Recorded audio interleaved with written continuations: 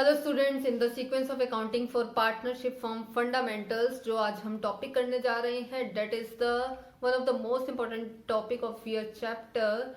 Actual में ये topic बहुत छोटा सा है, लेकिन अगर क्वेश्चन में इसको नज़रअंदाज कर दिया जाए और क्वेश्चन में आपके पास ऐसी सिचुएशन अगर दे दी जाए तो it can impact your marks to.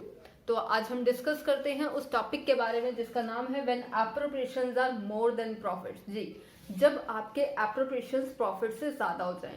अब देखिए, जब आपने profit and loss appropriation account बनाना सीखा, मैंने उस टाइम भी बताया था आपको कि प्रॉफिट में से जो भी आप पार्टनर्स में डिस्ट्रीब्यूट कर रहे हैं, whether it is interest on capital, salary या फिर कमीशन, ठीक है, कुछ भी आप दे रहे हो तो हम उसको एप्रोप्रिएशन बोलते हैं। जी, हम एप्रोप्रिएशन और चार्ज का डिफरेंस भी पढ़ चुके हैं कि एप्रोप्रिएशन वो होती हैं जो प्रॉफिट होने पर ही आप देते हो, अगर प्रॉफिट नहीं है तो आप नहीं दोगे, ठीक है, तो कंपल्शन नहीं है, लेकिन चार्ज आपका कंपल्शन होता है। तो यहाँ पे जब एप्रोप्रिएशंस प्रॉफिट से ज्यादा हो जाएं तो इन दैट केस क्या करेंगे। देखिए, अगर तो एप्रोप्रिएशंस आपकी, मान लीजिए आपने ए को इंटरेस्ट ऑन कैपिटल देना है, ठीक है, वो आपका ₹1 लाख बनता है। आपने कैपिटल पे इंटरेस्ट लगाया और इंटरेस्ट ऑन कैपिटल आपका ₹1 लाख आ गया।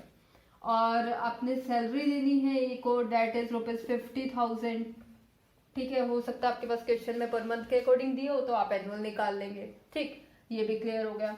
उसके बाद जो आपका सेकंड पार्टनर है बी, उसको आपने मान लीजिए इंटरेस्ट ऑन कैपिटल जो आपका निकला है देने के लिए, दैट इज 50,000, ठीक है। और आपने इसको सैलरी भी देनी है, salary to be given is rupees, मान लीजिए यहाँ पे भी ये भी 50,000 है जो आपने सैलरी देनी है, ठीक है। अब टोटल अमाउंट आपका जो एप्रोप्रिएट करना है, मैंने आपको पहले भी बोला ये क्या है, एप्रोप्रिएशन जो आप प्रॉफिट्स में से देते हो। तो जो टोटल अमाउंट आपने एप्रोप्रिएट करना है वो कितना बनता है, देखिए 1,50,000 ये और 1 लाख ही, तो टोटल एप्रोप्रिएशन हमारे पास 2,50,000 है।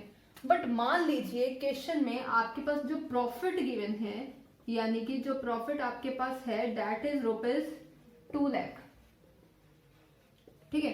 प्रॉफिट आपके पास कितना है, 2 लाख। एप्रोप्रिएशन कितनी है देने के लिए, 2,50,000। तो अब देखिए यहाँ पे आपके पास पूरा अमाउंट नहीं है कि आप सारा का सारा एप्रोप्रिएशन पे कर पाओ, ठीक है। तो इन दैट केस हम क्या करते हैं, तो हम सिर्फ उतना दे सकते हैं यहाँ पर जितना हमारे पास है, सिर्फ 2 लाख रुपीज, ठीक है। 2,50,000 तो हम एट एनी कॉस्ट नहीं दे सकते।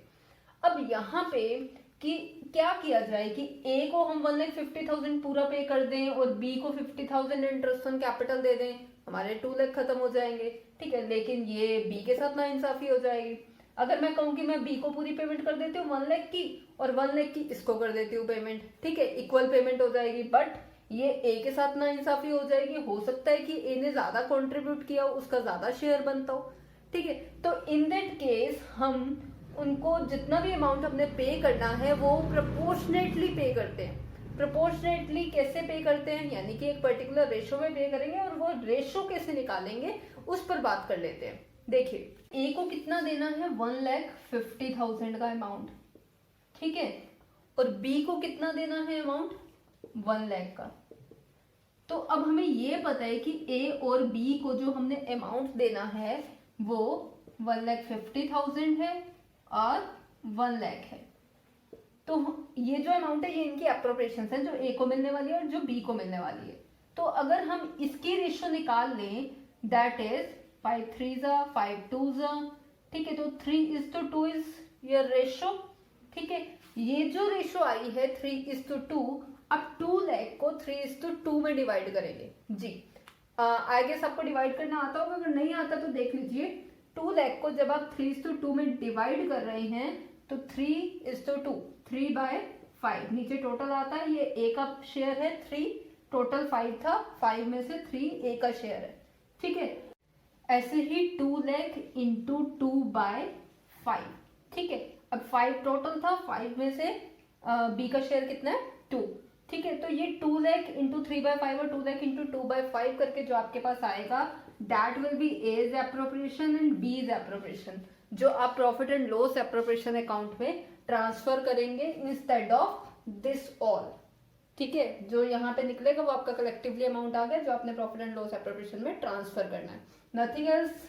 It was all about the topic of when appropriations are more than profit. बच्चे नॉर्मली इसको बहुत ज़्यादा टफ टॉपिक मानते हैं, I don't know why, but बहुत ईजी है अगर आप समझ के करेंगे तो। ठीक है, कंसेप्ट क्लैरिटी के साथ चलिएगा, it will be quite easy for you.